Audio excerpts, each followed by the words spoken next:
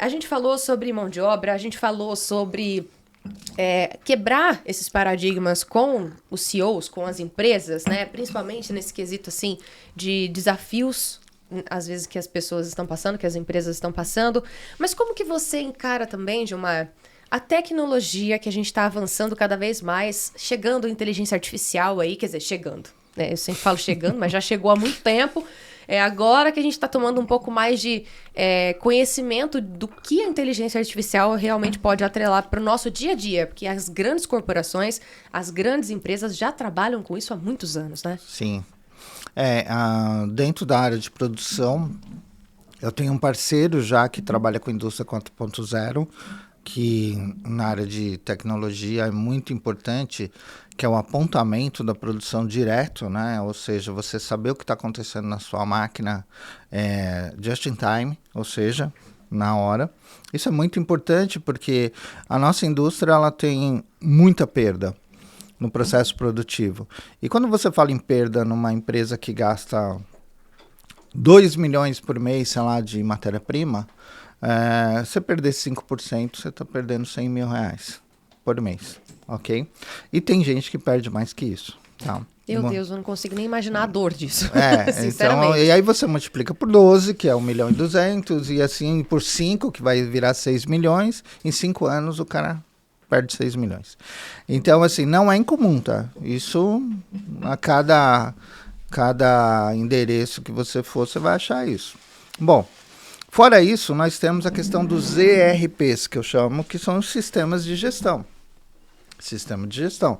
Então, você tem N sistemas hoje no mercado, de várias marcas, de vários nomes, né, que fazem gestão das empresas, que é para você controlar o teu financeiro, controlar a tua produção, controlar o teu produto, controlar o comercial.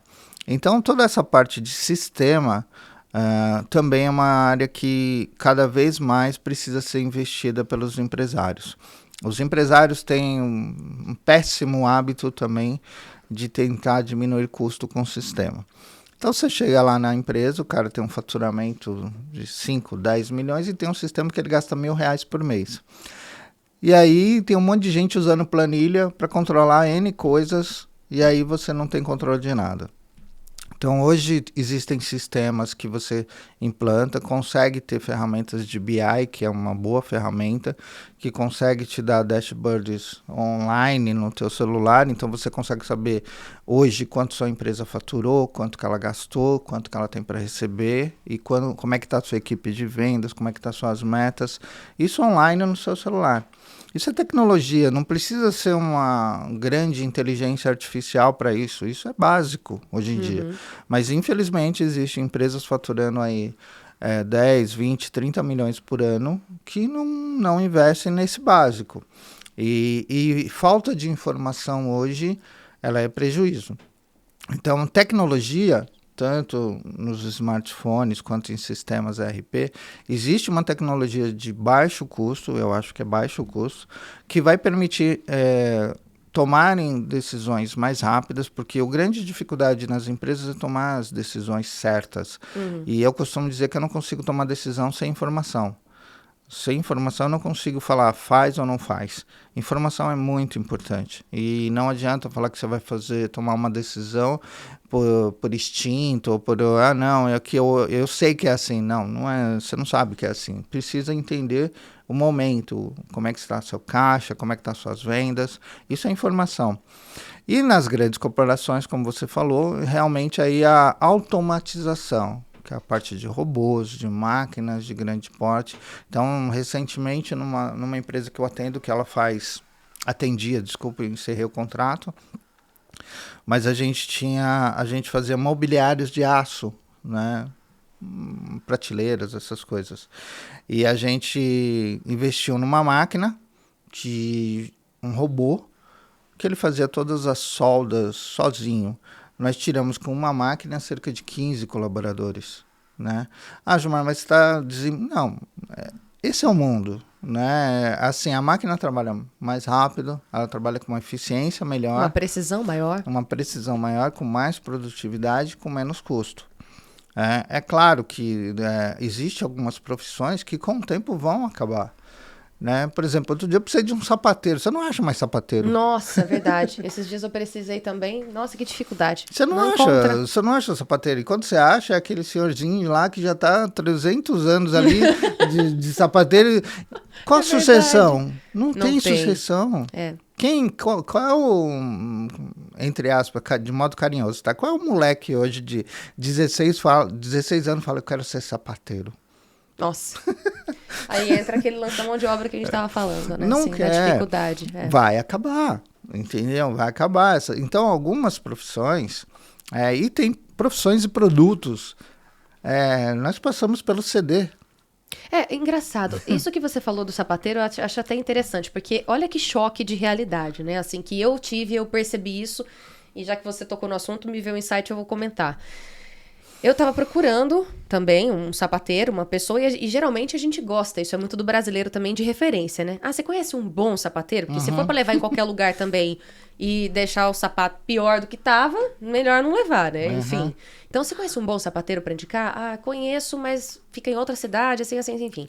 A dificuldade de se encontrar. E aí, né, recentemente eu fui ao Iguatemi, e lá tem uma loja, né, uma sapataria ali especializada em consertos de calçados, bolsas, e eles ampliaram o leque. Não é só mais colar a sola do sapato com a cola ali. Um exemplo, né? E não é aquele lugar sujo que geralmente, né, você encontra... Parece uma borracharia, né? Você vai numa sapataria desse senhorzinho de 300 anos que tá lá, geralmente, não estou falando que são todos os casos, mas geralmente não é um lugar muito agradável de se estar. É tudo sujo, aquele cheiro de cola muito forte, né? Meio escuro, enfim, aquela bagunça toda cheia de coisas. Mas eles se acham. Eles se acham, é isso que eu ia falar. Tudo bem, mas olha que coisa diferente. Hoje Então, você tem um serviço personalizado, com certeza 3, 4 vezes mais caro, mas ainda assim encontraram um nicho que talvez dê certo, né? Exatamente. E talvez sejam as únicas lojas que vão prosperar daqui a um tempo. Porque as pessoas vão continuar necessitando desse serviço. Exatamente. Então, assim, trazendo para esse paralelo, é a mesma coisa do profissional de solda que eu acabei de falar. Ele vai ter que se especializar em controlar aquela máquina.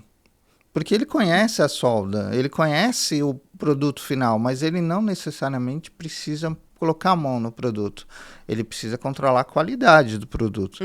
Então, ele talvez vai ter que se especializar em controlar aquele robô, mas não necessariamente ser ele o soldador.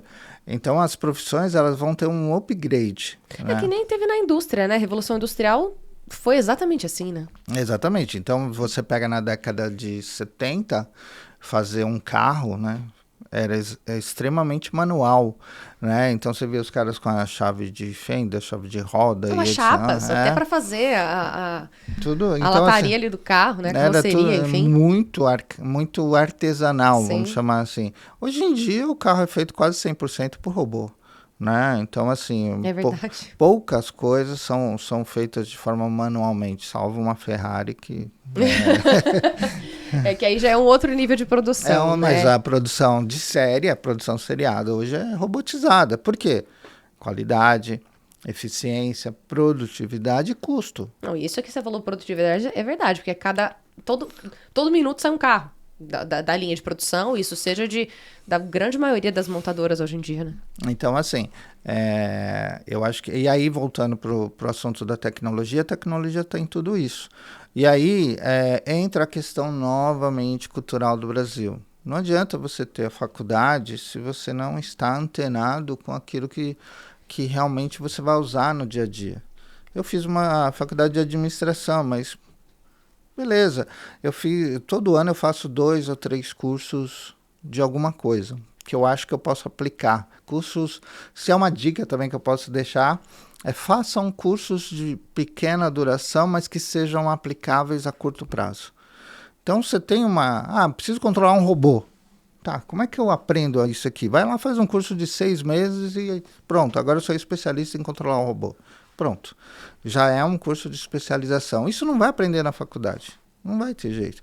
Então, assim, a gente tem que ir agregando novos conhecimentos, né, aos poucos, porque a gente tem que ir se atualizando. E isso dentro da área de tecnologia vai ser cada vez mais constante. E aí depende da iniciativa de cada um, né? Cada um vai Então não adianta reclamar assim, falar, então eu não consigo mais. Não tem mais mercado para mim. Não tem mais mercado. Tá, mas você se especializou em alguma coisa? Você tentou? Não. Ficou ali naquele comodismo. E aí eu sou um pouco frio para isso. Eu falo, então, me ajuda a te ajudar, né?